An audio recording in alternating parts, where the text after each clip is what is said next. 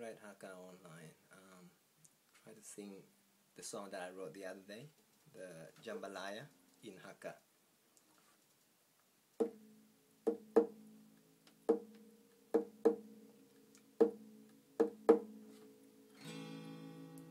Chít bắt chó kỳ trong than cố nhị oi ngái mồ kỳ trong than cố trong teo nhịp lộ cố sang an hồ dùng ai phone kỳ được chóng nhị oi ngái mồ nhẹ con á môi xưa buồn con to an liong bô lô mồ theo lô á môi cả phết nhìn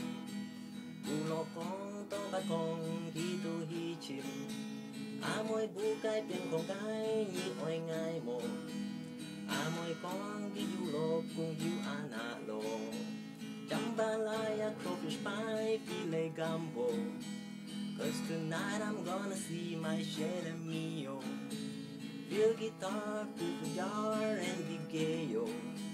Sound of a gun will have big fun on the bio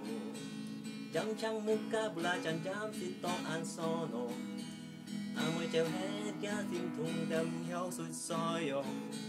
than guitar trong sàn có chiếc ca thang ngộ nhạc con theo mỗi chiếc liều teo heo con ngộ